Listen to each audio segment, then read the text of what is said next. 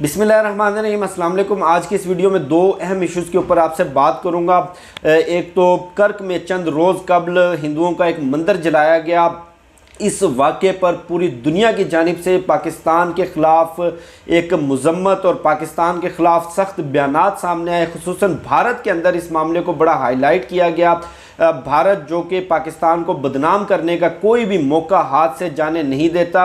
अब इस वाक़े की, इस मामले की तमाम तर तफसीलात सामने आ गई हैं। सुप्रीम कोर्ट ऑफ पाकिस्तान में आज एक अहम समाअत हुई।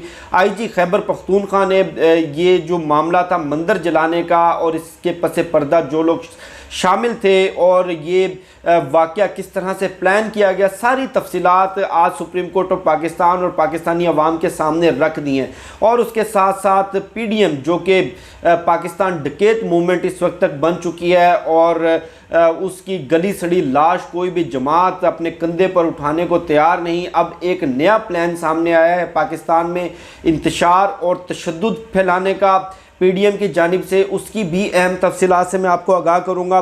पहले बात कर लेते हैं मंदिर वाक़े की। मंदिर वाक़े के ऊपर भारत ने शदीद रद्द-ए-अमल दिया पाकिस्तान के ख़िलाफ़। आप देखें कि यूरोप की डिसइंफो लैब की रिपोर्ट के बाद भारत शदीद दबाव में था। इंसानी हकूक़ कौंसल, सलामती कौंसल और जनरल असम्बली की पे दर पे इंसानी हकूक़ की ख़िलाफ़ वर्जियों की रिपोर्ट्स आई, जिस पर गोदी मीडिया और मोदी की हुकूमत शदीद दबाव में थी और पूरी दुनिया के सामने एक्सपोज हो रही थी। इन हालात में जब पाकिस्तान का बयानिया पूरी दुनिया में इंटरनेशनल कम्युनिटी में मकबूलियत पा रहा था, ये मंदिर का वाक़या पेश आया। मंदिर के वाक़े से पाकिस्तान की जो खारजा पॉलिसी है और पाकिस्तान की इंसानी हकूक़ की पॉलिसी जो कि पाकिस्तान का महकमा खारजा हर इंटरनेशनल फोरम पर भारत के ख़िलाफ़ इस्तेमाल करता है, वो बैक फुट पर चले गए।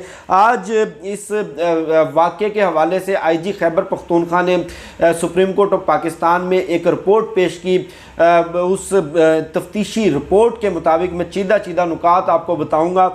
ये मामला प्री प्लान था, यानी कि वक्ती हजूम का या वक्ती इश्तियाल का कि एक मॉब इकट्ठा होता है, मजहबी जज्बात मजरू होते हैं या कोई वाक़या इसकी बुनियाद बनता है या कोई वक्ती इश्तियाल आता है या कोई इश्तियाल दिलवाता है। ये कोई इस तरह का मामला नहीं था, प्री प्लान ये मामला था। बाकायदा इसकी मनसूबा बंदी की गई। जिस वक्त मंदिर को जलाया गया, मंदिर के ऊपर हमला किया गया, उससे कबल मंदिर के साथ एक मजहबी जमात का इज्तिमा हो रहा था। उस इज्तिमा को मौलाना फजलुर रहमान, मैं दोबारा दोहराए देता हूँ, मौलाना फजलुर रहमान स्पॉन्सर कर रहा था। मौलाना फजलुर रहमान का एक मौलवी शरीफ वो वहाँ पर मौजूद था। उसने अवाम को उकसाया, बाकायदा तकरीरें करके अवाम को ये मोटिवेशन दी कि आप मंदिर के ऊपर हमला करें। ये एक बड़ा अजीम कारनामा है।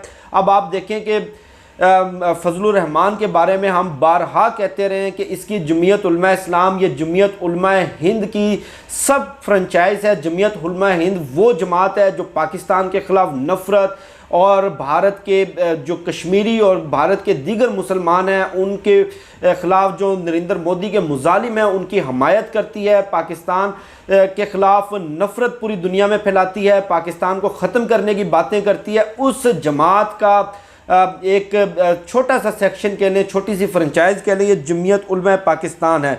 अब सुप्रीम कोर्ट ऑफ पाकिस्तान ने यह भी इस्तफसार किया कि ये जब मामला हो रहा था, ये वारदात हो रही थी, तो वहाँ की पुलिस, जो करीबी चौकी की पुलिस थी, वो क्यों खामोश थी।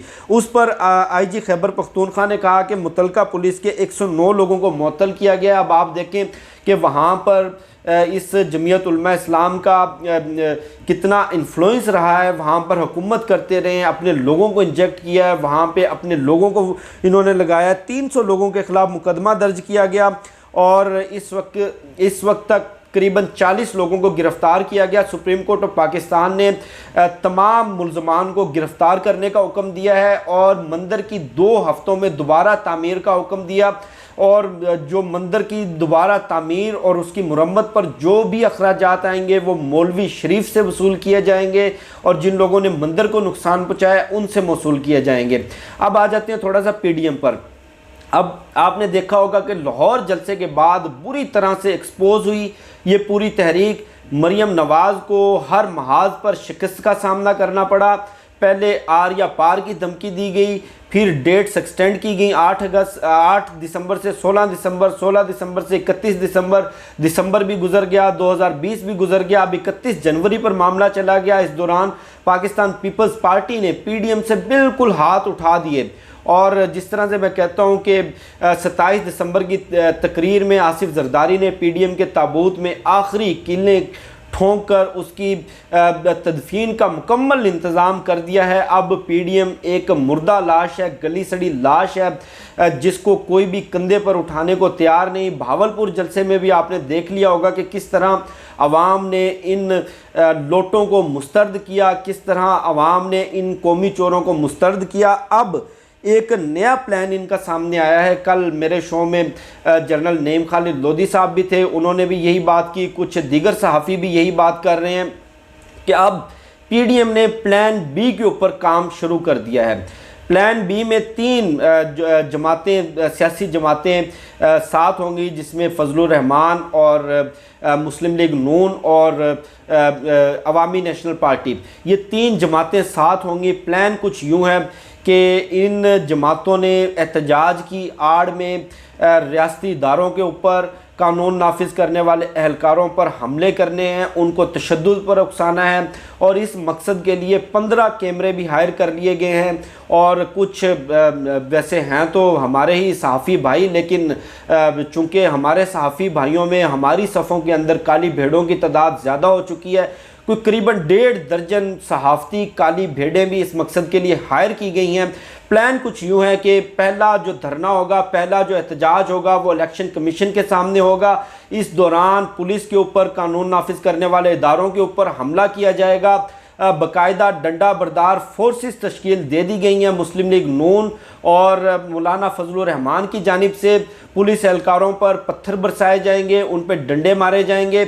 जब जवाबी रद्द-ए-अमल आएगा तो जवाबी रद्द-ए-अमल को कवर करने के लिए वो जो काली भेड़ें हायर की गई हैं, जो कैमरे हायर किए गए हैं, उनको आगे लाकर वो फुटेजेस बनाई जाएंगी और फिर सोशल मीडिया के ऊपर हुकूमत को बदनाम किया जाएगा, इदारों को बदनाम किया जाएगा और तमाम तर इल्ज़ाम इस तशद्दुद का, इस तोड़ फोड़ का, इंतशार का फ़ौज पर डाला जाएगा। और उसके बाद टीवी चैनल्स के ऊपर बाकायदा ड्यूटियां लग गई हैं रहनुमाओं की कि आपने किस चैनल पर जाना है, आपने कितने बजे वाली स्लॉट में जाना है। वहाँ पर जिस तरह मुफ्ती कफ़ायत ने पाकिस्तान की फ़ौज के ख़िलाफ़ बदज़ुबानी और जहरीला प्रोपेगंडा किया, इस तरह बाकायदा बदज़ुबानी और जहरीला प्रोपेगंडा किया जाएगा और कहा जाएगा कि देखें जी, हमारी तो पुरअमन एक तहरीक थी, हमारी तो तहरीक को ख़त्म करने के लिए हुकूमत खौफजदा हो गई है, पुरतशद्दुद हथकंडों पर उतर आई है।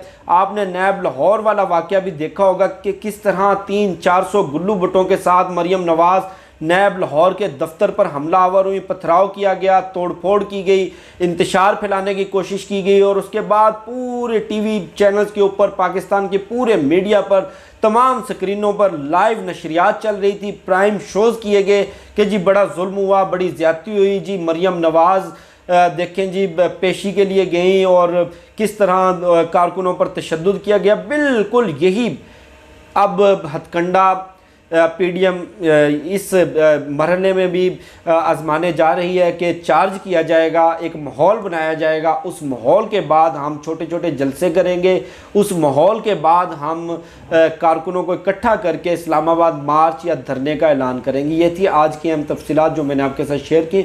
मुझे शफकत अली को दीजिए इजाज़त, इंशाल्लाह फिर नेक्स्ट वीडियो में मुलाकात होगी। पाकिस्तान जिंदाबाद।